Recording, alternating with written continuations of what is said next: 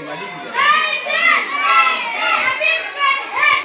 اوس چې دې کنه چې څنګه واړه بڑا دي دومره زموږ فائدہ ده ور موږ اوس میډیا راځي هغه د خبرې ځای دې سره 15,000 والا هغه دا دې نه کېږي چې د دې په واړه تاسو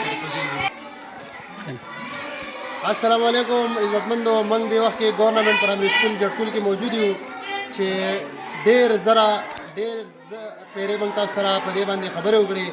او د علاقې د عوامو هم تاسو ته موږ ښودلی د سکول ماحول هم تاسو ته موږ ښودلی موږ ډېر زیات شکرګزار یو چې زموږ ګورنمنټ موږ سره په دې ځای کې د هغه استادانو تعداد موږ له لږ ښه کړو او په دې باندې زموږ آبادي چې ده هغه تقریبا د 5,000 تقریب آبادي ده په هغې کې چې کوم دی زموږ سره دغه یو پرایمري سکول دی کمباینډ دی جنکۍ پکې ته هم کینی او هلکان پکې ته هم کینی دغسې د ووټونو په مرحله کې دا کمباینډ پولینګ سټیشن وي په دې کې بیا ښځې او سړي مکس ووټ ورځوي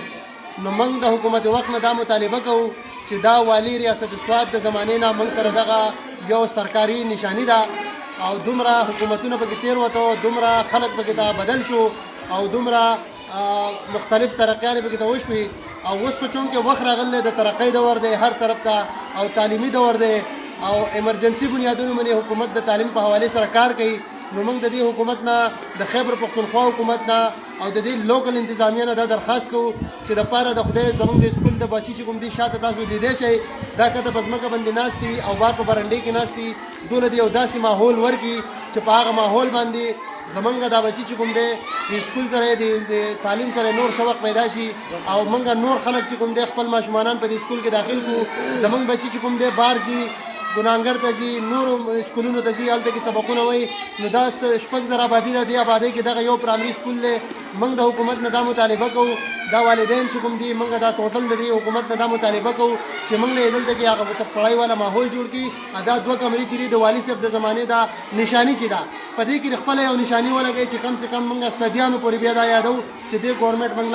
یو داسې ماحول لا کړو او دا یو ډېر لوی آبادۍ کې چې کوم دی دا سکول قایم دی دلته کې خلک دی هغه د پړای نه بیخي محرومه پاتې شوی دی خاص کر کې جنکۍ چې دی هغه تعلیم نه محرومه پاتې شوي دي نو موږ په دې باندې زموږ د قوم کې چې کوم دی که نه یو ډېر لوی خفقان پروت دی د حکومت نه موږ د حکومتي ذرایع نه خپل زموږ چې کوم نوی MPA منتخب شوی دی د فیصل زیب خان نه موږ دا مطالبه کوو چې زموږ د سکول حالت دی وګوري او زموږ په دې علاقه د رحم وکړي زمونږ په دې عوامو د رحم وکړي زمونږ په دې خلکو د رحم وکړي زمونږ په دې ماشومانانو زمونږ په دې نوي کل د رحم وکړي او د خدای په خاطر دوله د یو داسې ماحول ورکړي چې کم سے کم زمونږ د ماشومانان د یو وخته پورې دلته کې چې خپل د ځان سمبالولو کېږي چې هغه وخته پورې چې کوم دی دلته پړی دوته هغه ماحول دوته میلاو شي نو دا به زمونږ سره چې کوم دی د دې لیډرانو ښه وي کوم چې زړه کې کوم لیډرشپ تېروتی دی هغه لیډرشپ وسه پورې موږ په دې علاقه کې د تعلیم په حوالې سره هیڅ کار نه دی کړی موږ سره یې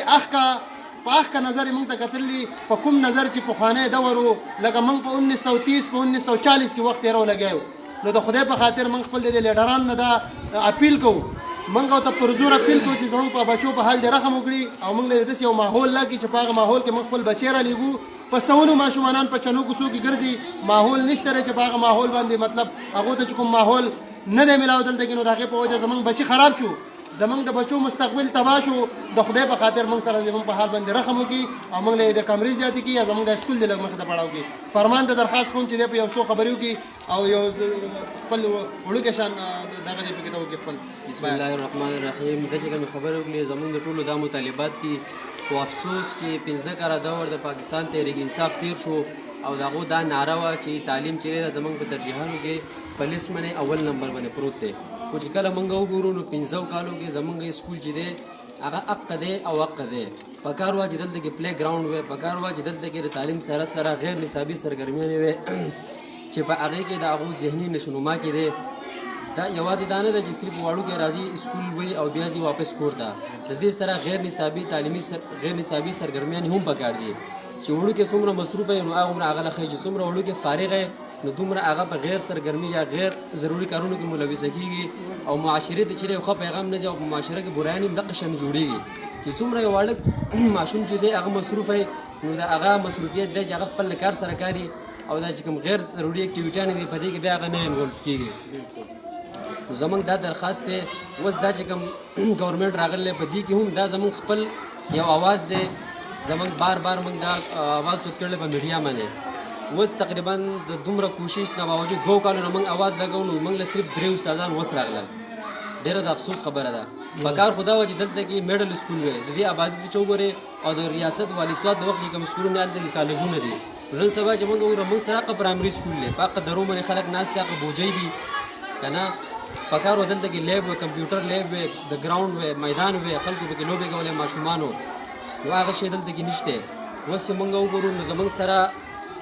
آبادي ډېره زیاته ده. اوس هم په ډېرانونو په کوڅو کې واړه ګرځي خو د هغو نه چې موږ تپوس وکړو نو هغه وایي چې باید سرکاري سکول ته استاد راځي نو موږ څنګه لاړ شو. چې دلته کې راشي نو دلته کې دا اوس خو ماشاءالله ماحول صحیح دی چې دلته کې دا لږ ډېر ماحول چې کوم جوړ شوی د دې نه متاثره شي نو بیا راشي خو د ډېرو وړو دا سوچ دی دا ذهن جوړ دی چې بس سرکاري سکول کې پړای نشته هغه وایي چې دلته کې سټډي نشته دلته کې استادان نشته نو موږ څنګه لاړ شو. نو د هغو خبره بالکل د هغو د والدینو دا شکایت هم جایز دی چې اوس به دلته کې سټډي پړای نه و ماشومان به وو راتله او اوس به واپس تله نو چې دلته کې استادان موږ سره پوره شي او خلک راشي هغه وګوري ماحول وګوري نو هغو به د دې خبرې نه متاثره شي او خپل ماشومان به داخل کړي. موږ سره دې ځای کې نور والدین